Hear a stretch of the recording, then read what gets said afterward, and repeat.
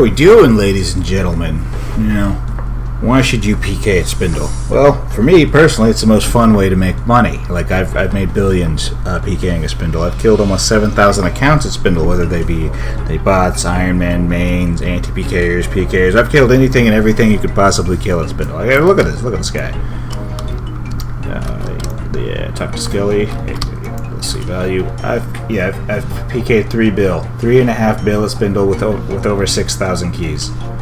Crazy amount of money. I am sick at the head. I am a sick man that just wants to kill people at Spindel all day, every day, and I want to help you do that as well. And if that sounds good to you, make sure you like and subscribe, ladies and gentlemen. So yeah, make some money at Spindel. You know, send me a split or something. It'll be good. It'll be dope. Anyway, let's get on with the stuff. So here, look at this. This is the equipment we got. Right, you get the Nezi, the classic. This is just a super good item. Has no negatives, great defenses, prayer bonus, strength bonus. Like it's basically a runeful helm with prayer bonus and strength bonus with no negatives. Super great. And that's the type of gear we want when we're PKing. We want as few gear switches in the inventory as possible, right? Look at this. I only have 4 switches in my inventory. With this setup, I can pretty much hit all 3 styles very, very quickly, and the Nezi just allows me to do that more so. Right? And then we got the Imbued Guide Cape, super great item, best in slot mage cape, only 200k risk there. Well, yes sir, please, catching more with magic spells and stuff. Imbued Cape all day, baby. And Glory is almost as good as a Fury, offensively speaking. It has way less defense, but who cares about that? We do it. It still has +3 everything defensively, so that's still pretty cool. But it's +10 to all your accuracy, and it's a +6 strength bonus, and a little bit of a prayer bonus. Incredible item. Super good item. And especially for the money, only 10k, incredible. And then we got the Dragonstone Bolts E. They do a bunch of damage. They're the highest damaging rune bolt. They're almost as damaging as dragon bolts, and you can use them with a rune crossbow. So super low risk for really good damage, really good trade-off for damage. And the Piece of Resistance. So this is the reason why this setup is super good for PKing, is because it's the easiest way. This, in my opinion, is the easiest way to PK. And the Accursed Scepter allows you to do that. The reason why it's the easiest way to PK is because maging is hard in PKing. That's where like 90% of your learning for PKing is going to come from. You need to be able to swap to your spell book, do entangles, and do other blocks, which you're going to do anyway, but you don't have to do it anywhere near as frequently with this, or as you don't have to be as good at it. And you have to spam Fire Surge in order to do like damage off style. Well, with this, you can just hit. You can max 31s on a 4-tick cycle with this, and you can just use its spec too. You can just like click this button or use your spec bar and reduce their mage defense so you can catch more. This is going to be our only spec item for this build, and it'll work great. And you can use it against PKers too. It'll mess them up. It'll stop them from using Fire Surge and stuff. They'll have to click their Super Restore, and by then you can catch an Entangle and Freeze Log on them, man. It's dope. And when you spec, it can like max like 50s almost. It's pretty good. Pretty good. Totally have killed plenty of people with the Accursed Scepter. Super dope item. Bloodbark. Bloodbark is like budget Arams. It's almost as good as Arams, but it's like a tenth the price. It's like 150k for a piece for the top and bottom, so 300k total. Bloodbark is ridiculous. Silly stuff. This stuff is silly. Crazy that something so easy to get is so good. So good. And the Spirit Shield. This is like better than a Dragon Square Shield. It's basically like the Nezi of the shield slots. It has no negatives. All positive. Doesn't have any offenses, but Bloodbark has no range defense, which is why the Nezi's great, because it has +30ish range defense, and this is great because it has +50ish range defense. So that covers you. That goes a long way towards making you not get bozoed out by some dude with a crossbow. So that's awesome. It's awesome. Then Barrow's Gloves. Barrow's Gloves are the truth in the wilderness, boys and girls. Don't bring any other glove to the wilderness. Don't bring combat bracelets. Don't bring regen bracelets. Don't bring ferocious gloves. Don't bring Xeraphane bracelets. Don't bring tormented bracelets. Right? And all those items suck in the wilderness, because if you have to fight anybody with those on, you're going to get hosed by somebody wearing Barrow's Gloves. They're going to just manhandle you. Do not get manhandled. Wear Barrow's Gloves. Be the manhandler. All right. And then boot slots don't really matter. Like you could literally not bring boots in the wooden. Like a lot of people would just PK in climbing boots, which are literally just a +2 strength bonus. That's what Fremennik Sea boots are basically. They give +1 range accuracy, +1 mage accuracy, and +1 strength bonus with like +10 defense to stab, slash, and crush. They're pretty good. They're pretty reasonable items, but you could totally swap these out with Mystic Boots, Dragon Boots, or Climbing Boots, and you probably wouldn't be able to tell the difference. So you just pick one of those boots, and you'll be good to go. Now, Ring of Shadows, there is like literally nothing good. You can wear the Lunar Ring, I guess, or if you want to risk 500k, you could wear a Seer's Ring as well. But this is only 60k, has +5 mage accuracy and +5 mage defense, and then +4 everything on offense with a +2 strength and prayer bonus. Really good item. It's not as good as like Barrow's gloves are in the glove slot, but what is, and the Ring of Shadows is only 60k, and anything else that you can upgrade from here is significantly more expensive, like 500k minimum to 3 to 10 mil. So really, so this is the point of this setup, is to really push your budget as far as possible with what you're risking in the wilderness. Like the main thing we're gonna be sad when we die is this Accursed Scepter. You're gonna lose like almost 3 mil if you die with that. So that's gonna be saddening. But this thing just makes PKing so much easier that it's just it's worth it. It's worth it. All right. And now we're moving on to the inventory. So in the inventory we got the Rune Crossbow, the Mighty Rune Crossbow, super dope item. Just look at this little 3-way swap. We're not gonna bring in an assembler or anything because you barely use bolts. You do like 2 or 3. You'll like hit someone with 3 or 4 bolts a kill.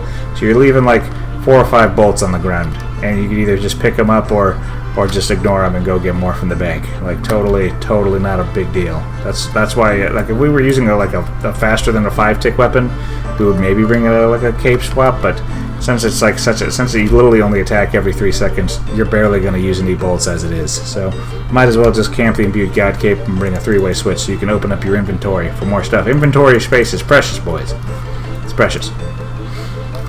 So got the Rune Crossbow and Black D'hide combo to go with it, and then the Nally, the almighty Nally. Oh my lord, he's like, you just eat an anglerfish and you can just bap people for 50. This is how you're going to kill people. This will envenom them, this will hit people for 50s. This hits super hard on melee. It's a 1-way swap, so you can usually catch people off guard really easy. You just mage them on a 4-tick cycle, and then you just like you have already food, and then you just bam Nally them. Just bam, hit them with the Nally, baby. This makes PKing so easy. Brain dead. It makes it super brain dead. We love the Nally. We are big Nally lovers around here. All right. And then we got our potion set up. Forgotten Brew. It's basically a imbued heart, but the bonus is it does have some negatives on it, but those go away as soon as you set a super restore. So just like use a super restore, and then go back to boosting. It only reduces the super combat stats. So. But with Blighted Super Restores, the negative is not a negative at all, baby. And then we got Super Combat to make the Nally hit into the 50s. And then we got a Ranging Pot to make sure our Rune Crossbow does bullshit amounts of damage. And then Stamina Pot, you just need this. Just mandatory item if you're going to be running around chasing bots and stuff and people who splash your TVs. You need to have that stam rolling at all time. Blighted Anglers. We need the Blighted Anglers. They're good. They're just really good, really cheap food that work in the wilderness. And if you have high stats like me, they're great. They are perfect, baby. And brews, gotta have brews. They allow you to protect yourself. Like, there's so much. 64 HP per slot, man.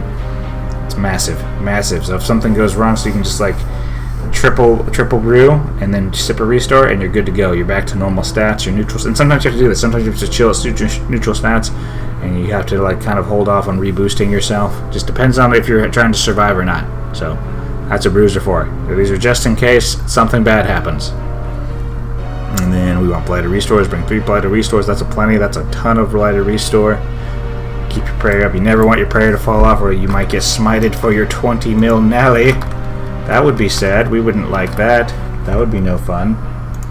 No fun to be had there. And then I like to bring like 100 Blighted and Tingle Sacks, 100 Teleport Sacks. I bring 100 bolts too. Like and this is like, how much is this? Like, this is like 80-ish bolts. So that's like 40k risk in bolts. Who cares? Who cares? And then I bring an extended anti-venom. Just so if someone venoms me, it's 18k. It's just 18k a potion. Not that expensive at all. You can downgrade and use a cheaper anti-venom if you like. Totally fine, and it'll probably work out just great for you. You get 4 doses of it. You could also swap this out with a Sandfew if you want to have four potion restores. That's totally fine as well. Sandfews are dope, and they're cheaper than ever since they made the Nail Beast changes. And then we got the house teleport. This is a teleport to the house. This will allow you to get to the boss. You either use your jewelry box, or you can use your portal nexus. And you can use your obelisk for stuff too, but mainly your main way is to get to the spindle or with the portal nexus and with your jewelry box using the corporeal beast cave. And then a seed pod, just in case things really go south, or you see a scary PK and you want to panic click. This is your panic click in the inventory, and you can also panic click your glory in your equipment tab too as well. So whatever comes to mind first, boys. And the total risk for this setup, if we have a look-see over here, and if we protect item, kill by player, we are PK skull active. We are risking about 3.6 mil, or we'll just call it 4 mil, because it's not counting the ether and the cursed scepter. I usually like to put about 1,500 to 1,600 ether into the scepter, so that's about an additional 300, 400k risk right there. So we're risking about 4 mil, but I promise you, this is the easiest setup to learn PKing in, and it's extremely effective for how cheap it is. Like, you will power slaughter bots, PVMers, and like Ironmen, mains, and if you get good, you'll be able to smoke other PKers and anti-PKers too. Totally a thing, and a totally thing I have done repeatedly. But you definitely get the hang. When you first start out, don't fight PKers, don't fight anti. Like, if you see somebody with a Void Waker, just run away from him. Don't wait until you're feeling frisky, until you're feeling competent. While you're waiting to build up your confidence, just kill the bots, kill the Iron Men, and kill the main accounts. Fun fact, I don't know why this is, but Iron Men always will cry the most when you attack them, in my experience. That's where you're going to get a lot of slurs thrown at you and stuff, and loser speak and whatever. Like, the Iron Men are going to be the ones they're not worth much money, and they're the ones that whine the most. So if someone's yapping at you, that might inspire you to kill them more. So, that's probably a personal preference thing. Some people don't kill Iron Man. I totally kill. I kill everybody. Nobody gets to go away. Unless they're in my clan or on my friends list, then I'll leave them alone. But if they're not on my clan or my friends list, you're dead. You're dead to me if I see you in the wilderness, by the way. Or I have spare people who said they've liked my videos too, but it is what it is. It's a wilderness, baby. And prayers. Now, these are the prayers you're going to want to have activated with your quick prayers, right? So we can bring this down over here. Right. Got my quick prayers, bam, those are the ones that lights up. We got protect item, pray range, augury, and preserve. Those will make my potions last longer. Those are going to be hella mage accuracy and mage defense, so I can catch on people. Range is this thing I'm weakest to, so if you're going into Spindel Cave and she's attacking with range, you already got that up, because very often if she attacks with mage, she'll just miss on you, even if you're praying range, so it's pretty nice. And protect item shall be up at all times. You do not want to die for 21 mil. I've died for this once before. That did not feel good, and I geared right back up, and I went right back out there and made all my money back. Alright. Super good. This setup is just so effective. So effective, and very reliable. Like, you will get 5 key trips. You'll just zoom through people. You'll just slaughter bots easily, slaughter Iron Men easily, slaughter other main accounts easily. Like, it's great. It's super great. So now we've talked about the prayers. Now it's settings. Here's how I like to have my settings set up. So when you're going out there, always make sure you have PK skull prevention turned off, because there's nothing more annoying than trying to TB someone and then you're like, oh wait, I have PK skull prevention turned on. So wow, there goes a 1 mil kill. Nice. And then make sure your NPC attacks options are set to hidden, so that way you don't accidentally TB or entangle or an NPC. So you'll just want to turn this back on when you're done PKing. And then for my other settings, so we go over here, and then we go to controls. Alright. I have my F4 set up for equipment, F2, so hold on, so we'll do it in order.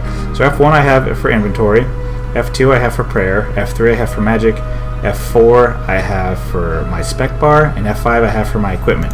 So this way I can use my F keys to go through all my tabs at once. So F1 for inventory, F2 for prayer, F3 for mage, F4 for spec bar, and F5 for my equipment stuff, so I can see what's going on in here. I can teleport here too with my my glory. All right, super good. That's what we'd like to see. And for plugins, there's 4 plugins I want you to get. Possibly a 5th one if you like your teleport menus to look nice, but these are the 4 ones you need. You want the Wilderness Lines plugin. It'll if we go over here, it shows off some like little lines on the ground. Like a red line is for the multi-line, and the blue line is for the sub 30 round. Like, yeah, see this? This is the Wilderness Lines plugin. it'll turn to red. That's if I go over that red line, that's a multi-line. This orange line here is the spear line. So if somebody freezes you in singles and you're close to the multi-line, they can spear you if you're beyond this orange line next to the red line. And then the wilderness player alarm will make your screen flash a color when a player shows up on your screen, like that right there. See, just like that. So I have it set up to where it only flashes for 10 seconds. So whenever a new player shows up, it'll make my screen flash, so I'll know that something's going on here.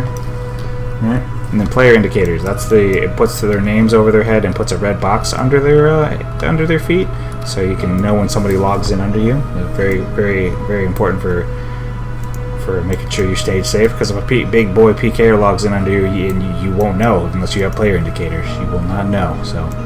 Don't let that. Don't die because of that, for sure. And then key remapping. So how I was able to remap my keys to 1, 2, 3, 4, 5 for F1, 2, 3, 4, 5. That's why I showed you those settings earlier. Key remapping allows you to change that to where you can make it. I used to play WoW, so I used 1 through 5 all the time to try to figure out how I was gonna use my abilities and stuff. And that's what I do in RuneScape as well. Like even look at my chat log. Like look at my little clan chat is green, like the guild chat in RuneScape, and then my private chat is pink. So let's say if I talk to, let's see if I pull up my friends list and I say, yo, what up? Yo, what up? It shows up as pink over my stuff, just like it does in World of Warcraft. I'm a degenerate. I'm a bad person. Okay, I know. It's okay. It is what it is. Now, now that we've got the basics down. Oh, I'm flashing red again. I'm sure you love that. Love that here. Let's get things a little more. Let's fix things here real quick, because I want this to look normal for you. So look, I'm moving my screen around. Oh no! Oh no! I'm gonna just no! Oh god! Let's see if we can fix this. Yeah. So, I had it zoomed in so you could see what my stuff was going on. Yeah. Okay. Cool. Bam. Bam. Look at that. Look at that. Now we're normal again. Hell yes. So, alright, now what's the best way to get to Spindel? Alright, we're gonna hit the house tab. Oh, I'm not in the sub 20. We're gonna run to the sub 20 real quick. Alright. I'm gonna take you to my house. I am like literally right here though. I'm gonna literally teleport right back here. So you can come here, recover your stats real quick. I got my obelisk and stuff, my pet. And then you can either use the Corporeal Beast Cave right here with your jewelry box, right? Corporeal Beast Cave, yeah, that's always nice. Or you can use your Portal Nexus and teleport to Karalanger. That's always fun. That's a fun thing. And look at that, we're right back here. And we're gonna go by this sad dude again. You're gonna run all the way up to the bordering the single multi-line up to this blue cave up here. So let's get schmoovin'. So this is where I stamina right here. And then I make sure my quick prayer is around properly, and make sure my PK skull prevention and stuff is set up how I want it. And then you can eat an angler right here, so that way you can equip your Nally really quick and beat the shit out of people. That's always good. We like doing that. Very good thing for you to do. And let's see, and then we check this cave. This cave is empty. So let's see if we can find a quick cave. So then I hit the escape key and opens up my world hopper thing, and I gotta just click on the world I want to go to. Right. This is why I like PKing at Spindel. It's reasonably active, so you don't have to do world hopping simulator too much. Now who's this person? Is this a scout? Fuck him. Oh, he's a level 2. He's too low level. He's too low level. I can't get him. And this world's empty, and so I'm gonna move on. Oh, and this happened. Yeah, I know. Yeah, I know, bud. So we're going to move on to the next world then. Alright, save spot of the zombie, and I'm going to spam click. 415. I would have slaughtered that guy too. Oh man. Yeah, those Ursine chain mace. You want to see people in chain maces for sure. This world's empty, and this is the PKing experience. This is the part of PKing that sucks. This is the only part of PKing, in my opinion, that sucks. This is the only thing I don't like about PKing is the world hopping. Alright, now we got a world. Alright. So I'm going to drink my Forgotten Brew, sip my Super Restore. Now I can full boost with Super Combat. I'm already overhealed. I'm going to kill with this. Okay, got my... Oh yeah, I also have my mage spells filtered so that my Telly Block and my Entangle are the only spells I can see in my spellbook while I'm PKing in the wilderness. It's super great. We love that shit. Alright, I'm going to go in and I'm going to pre-click the teleblock, and then I'm going to teleblock this guy. He immediately teleports, so that's okay. We can just hop right away. Some people have like inhuman speeds. I don't know how they teleport out that fast. That's crazy. That is crazy. Now we're going to go to the 2K world. Usually you'll see somebody here with a scout or something.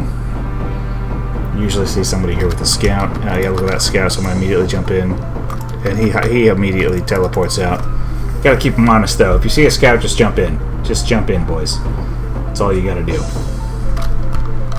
And let's check. Okay, now we got another one. Maybe this is it. Maybe this is the one. Let's go!